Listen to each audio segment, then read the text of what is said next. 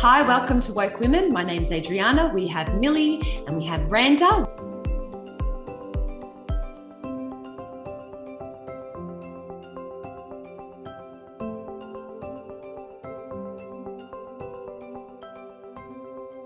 What anxiety is the definition for you? Much when I can feel physical symptoms happening as well as racing thoughts. So I'll get my heart will start beating, my hands will get sweaty, my mouth will get dry. And that's when I know, okay, yeah, I'm starting to feel anxiety now. And yeah, it's up to me whether I'm going to allow it to blow up into a massive attack or if I'm just going to sit with it and just feel it. So, yeah. Okay, so it's a physical sensation. Yeah, Okay. I experience physical sensations from it. Okay, that's really interesting. And Millie, how about you?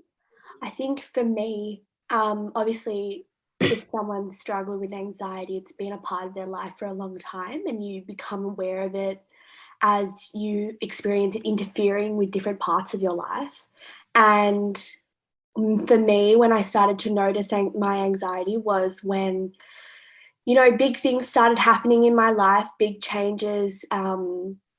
Change is a big thing for me, and then I feel a bit unsettled and a bit out of control.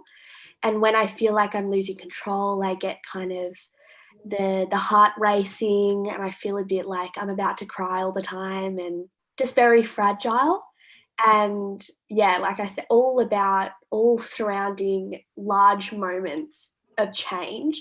So this whole COVID, in and out, everything's happening, and I've got no idea what's going on, and no one can give me a straight answer. It's a large trigger for my anxiety, I would say, and probably for a lot of people, I would assume, because a skill that is taught to a lot of people with anxiety is to, map out, make sure you know everything that's going on, so there are no surprises.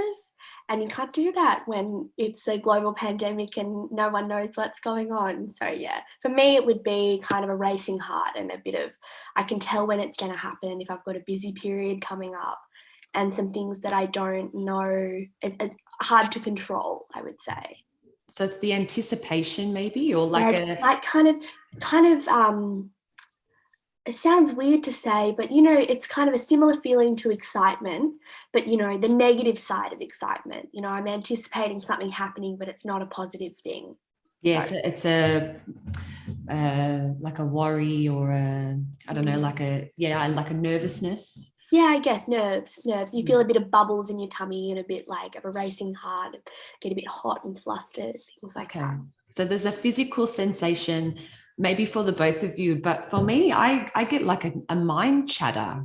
So for me, I'm not so much the sensation in the body. For me, it's this constant mind chatter where it's almost like, now this sounds crazy, that I almost have this other voice telling me this constant race of thoughts. They're not even feelings anymore. It's just this constant thought train that just doesn't stop. And so for me, that becomes like an anxious worry. And so I have to filter out what are the real thoughts. And then I have to sort of differentiate these thoughts patterns and then go back into the physical body. So for me, I have to bring myself back into the physical to get some grounding in my anxious moments. Otherwise, my mind, I can really hear it loud, very loud. It's like a volume that goes up. And I'm just like, turn the music off, no, and so I really have to go back down and wind it down. And by the time I wind it down, I then get a little bit more grounded and, settle into the body. And I feel like that's why I do a little bit, maybe too much exercise sometimes. I'm exhausted. My muscles are sore right now, but I try to feel my body. And I think that's why exercise is so important to me, because it gets me away from here. I find that so interesting. The different types of people experience it differently. Yeah, I mean, I guess it depends. I'm not. I know the physical symptoms do happen, and I feel like for me, that's when I'm on the verge of maybe having to the way of going towards maybe like a slight panic. Whereas for me, it's more like a constant. Yeah, but it's a lot less now than it was, say, a few years ago. I know what you mean with sort of the voice getting in a way. Kind of your rationale is challenged when you're in that state, because I know for me, my mum always gets mad at me because she goes, Millie, you're piling everything. You're making it seem like such a big deal, because what I do is in my mind think about everything I have to do, everything I've got to go through, every single thing that's happening in the next year and a half, things that are happening in my future that I can't control, everything. And I know that that's not going to help me. And I know that thinking about it all at once is going to be overwhelming. But I think that like rolling thought is the part that takes over your rationale. Like underneath, Millie is like, no, that's not the way to think about things. But there's nothing you can do about it other than use your coping strategies. And you said for you is exercise. Everyone has a different way of dealing with it, I think. I mean, for me, I can't do anything. I have to just lie down and take a moment. And if sometimes expelling the energy is really good, but for me, I don't know, I need to lie in a dark room and just be alone for a second. And if that works, then it works, and I know maybe, Randa, you have a different journey of finding your grounding. It's that breath, isn't it? That I saw it on Instagram, so just reframe out. It was literally 15-second clip. So no, that's all good. So yeah, if for me, how I try ground myself, there's a few different ways. But some of the ways are I physically will touch my body and like remind myself, hey, like I'm here, like I'm in the present moment. That's my form of grounding. Or like if I start to feel the physical symptoms happening in the racing mind, I'll actually stop what I'm doing. Even if I'm at work or whatever, I'll literally go into the bathroom and I will just breathe and just bring myself to the moment. Yeah. I think breathing is a really big part of anxiety. I'll get a bit geeky now, but from like a scientific perspective, just filling your body with oxygen, supplying your brain with enough oxygen to like increase that rationale. Because a lot of the time when people are anxious, they hyperventilate if you're going to have a panic attack. And then you get a bit woozy and you can't think straight. So slowing down your heart rate and making sure that your like nervous system remains as calm as possible helps your brain to understand, hey, I'm actually okay. And this is just a disconnect between the neurons in my brain and actual my body, Yeah, that's a really good call out, because when I try and calm myself down and I'm breathing, like I'll actually touch my heart and tell myself, hey, like you're safe. Nothing is actually happening right now, as well as the breathing. And it really, really does help. It works. And I feel that's similar to what I do. I get my heart rate up when I'm doing exercise, so I can really feel it. And of course, I really do love to meditate and do deep breaths. I think deep breaths, you can take that anywhere with you. That's definitely. And getting outdoors, like sometimes going outside, even if it's just in the backyard, I feel like that's really important for me on my personal journey. If it's just looking up at the cloud and just doing a bit of daydreaming. Yes, I do the same literally with nature. Yeah. Oh my God. It actually helps. Yeah. Sorry? So I was going to say the sound of the wind and the birds. And it can't be that bad if that's what the sky looks like. Honestly. And sometimes that anxiety journey, or even just mental health in general, it's almost like it blows everything up in our head to what it can be. And I know there are some truths there. So I know that there are some triggers, there are some truths, there are some things that, as people in general, individually and as a whole, that we need to work through. And that's why I feel like together is always better. I feel like alone can be so hard sometimes, and together is always just better. And knowing that everybody has a similar journey, the trigger might be different. Yeah. So the trigger might be different for each of us, but the journey remains very similar in its trait, in its presentation, what then grounds you back. And so, Millie, you say lying down in a dark room. I love it. I think that's really great, because sometimes slowing down is also what we need. We sometimes go too fast, Yeah, I mean, it took me a long time to get to the point where I could let myself just kind of lie down and be okay with not functioning for a little bit, so I can get my heart rate back to normal and feel a bit more me before I go out. Because, in the past, and I think a lot of people do this, you ignore anxiety because people dismiss the symptoms and think, well, everyone's nervous, everyone's got bad days, and what is what I'm going through compared to what other people are going through. But I think letting myself acknowledge, and in the past I would just continue working, and then I would burn out, and it would be a whole big thing, and I would have panic attacks and everything would fall apart. But I think what I've learned with COVID as well is you can acknowledge that your situation is better than other people, definitely, but that doesn't mean you dismiss your own discomfort. And I think dismissing that discomfort and neglecting your own mental health is what ends in this whole blow up.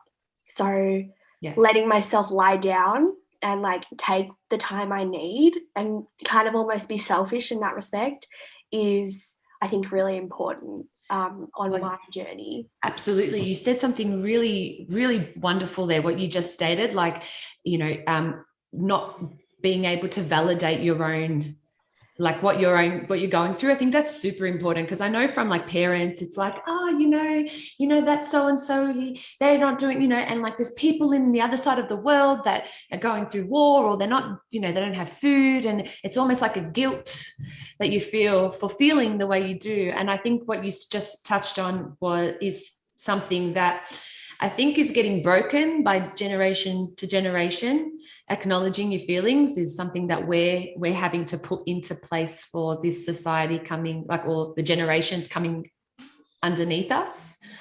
I think, with what I'm studying at the moment, there's a lot of hardship that people are going through in the world. I mean, human rights is a really confronting issue across the globe, and there are a lot of incredible young activists that are doing wonderful, amazing things. But I think a common theme with a whole bunch of people is that we're not validating our own issues, and it's ending up with a lot of shame and mistrust there, because the whole politically correct thing means people can't acknowledge their own pain, their own discomfort, like I said before. And if you can't sort yourself out, how on earth are you supposed to help someone else and understand where they're coming from? I think, obviously, if you talk to a generation like our parents or grandparents, the whole emotional awareness, emotional intelligence, and mental health understanding and validation is not a part of any family life. I mean, probably some close families, but generally people don't let themselves. And I think the understanding that it's okay to do that is a really big part of mental health today and young people, because how can you be in such a high stress environment and say it's okay for me to be like this because people have it worse? That part doesn't commute to me. That makes a bit, it's not really where my mind goes. Is I need to validate myself so that I can help other people, right? You need to, go Randa. No, I just wanted to add on that that's actually a big part of my journey as well. For a long time, I completely invalidated the way that I felt. And in turn, it made me think, what's wrong with me? I shouldn't be feeling this way. My life isn't that bad. And that made the anxiety grow even worse, because I would still go out with friends and completely ignore what was going on in my body. And that's completely neglecting who you are. And it's a bit of a lack of self-love and self-trust for who you are as a person, and everyone's trauma is valid, no matter how big or small it is, literally, because most of your trauma happens from childhood, and something as little as your parents yelling at you can be trauma as a child. So all trauma is valid. And once we can accept that our trauma is valid, no matter what it is, then we can start to heal, the mental health and the anxiety and everything that's going on. So it's acknowledgement, isn't it? And that's what I'm here. It's acknowledging what it is, and then sort of validating it.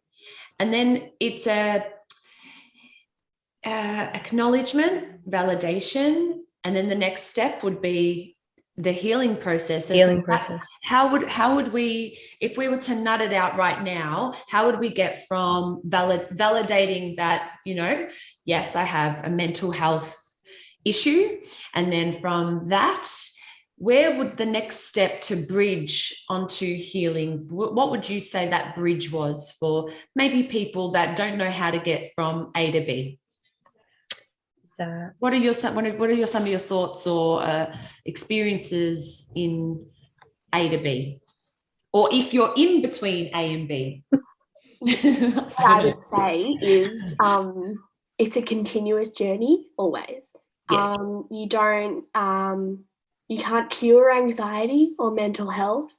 You can do things to help you cope with it, but I think it's a constant, it's a maintenance. I'm thinking of strategies that I can do my entire life to minimize the impact of anxiety on my life. So for me, it's been understanding and validating, yeah, of course, and then also kind of letting go of a bit of that control, because that's where the anxiety starts for me.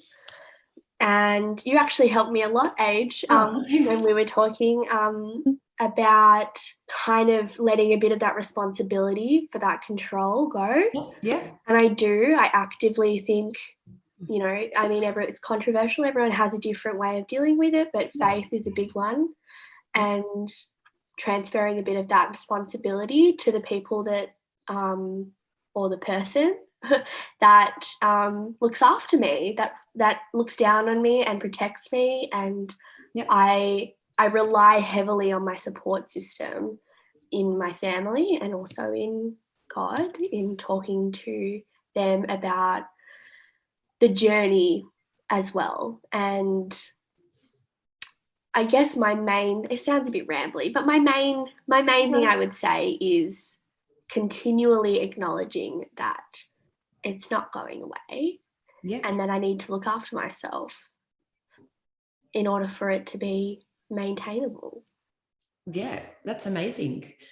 I totally agree. I think it's something that it is an ongoing. It's like because you don't know what happens. That's the thing. You don't know what's coming up. So like you said at the beginning, there's COVID, there's things that happen that you're just like, whoa, shut down for 2 weeks. Great. But you do, it's a maintenance work. That's awesome. And you, Rance?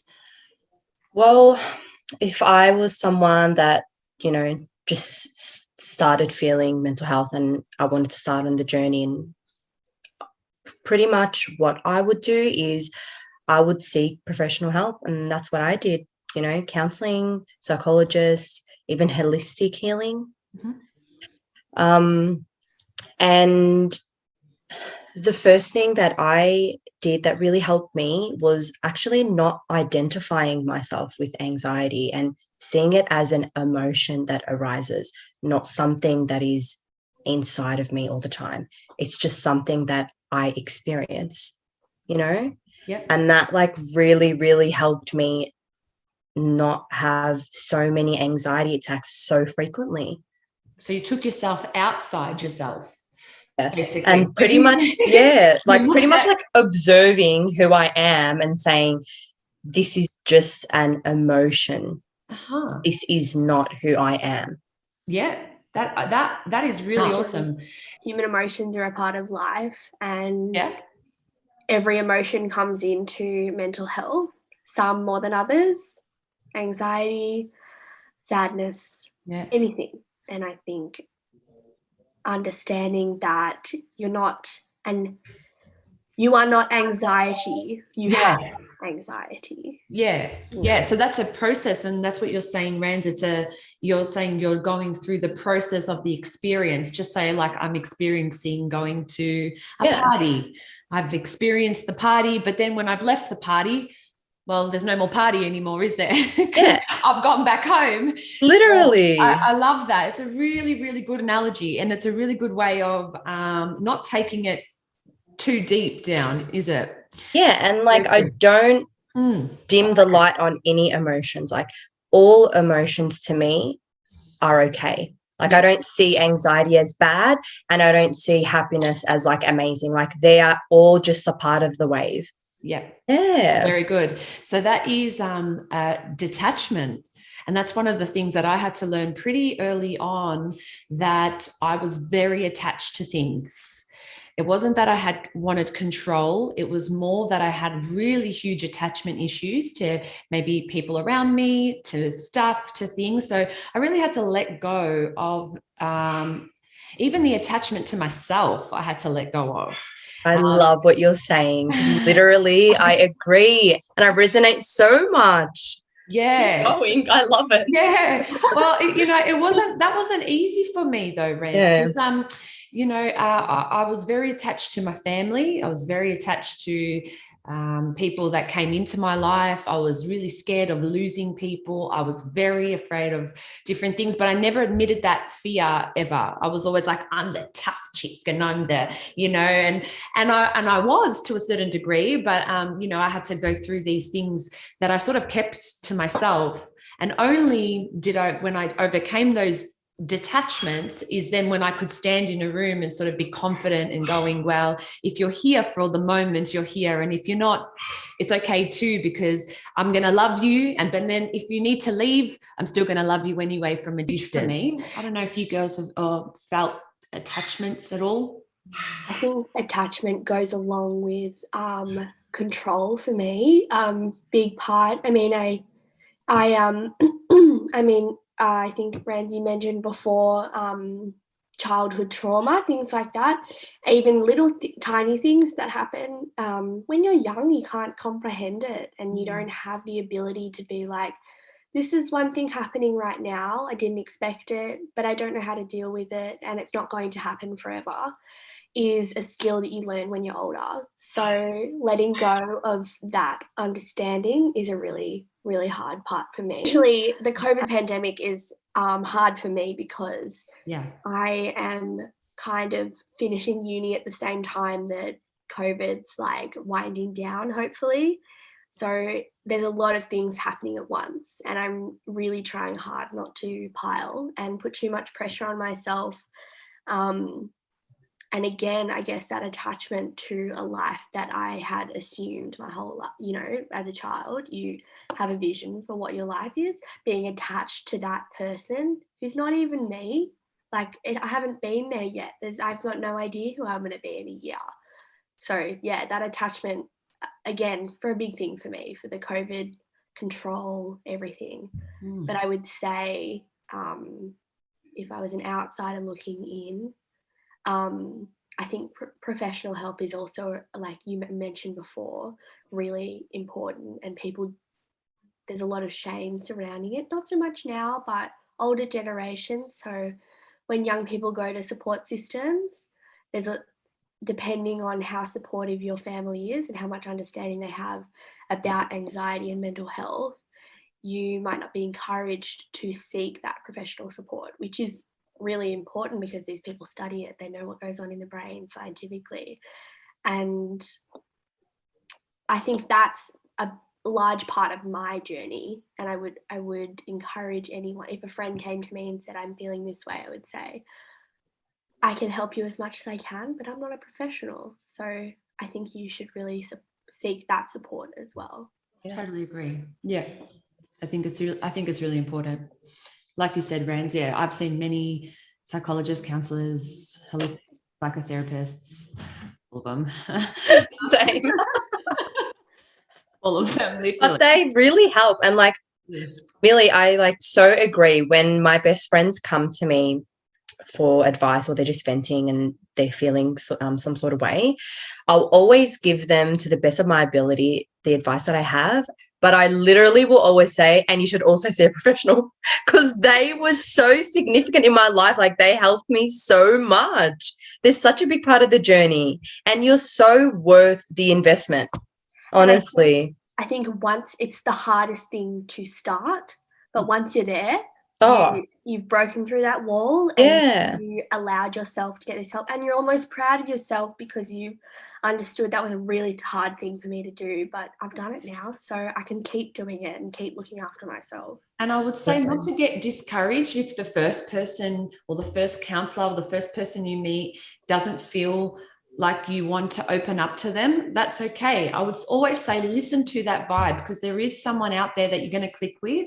And if that first person discourages you in any type of way, go to the next person. You know, there are so many different counselors and psychologists and people out there to help, and they have different personalities and a different connection. And, you know, you might click with someone and really feel like you can open up, and they can go on that journey to give you the tools with you, you know?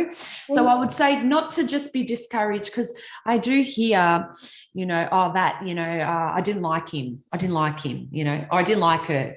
Yeah. Okay. Or like, I had a bad experience. Yeah. But like, the thing is, like, I so agree with you. Like, I've shopped around with counselors and healers and stuff. Mm-hmm. And there's been like counselors that I've really vibed with and everything, and we've just come to a stop. And I've found like a new counselor, even though if we're working on the same thing, it's just that we've finished our course with this counselor and now I'm going on to a next one, you know?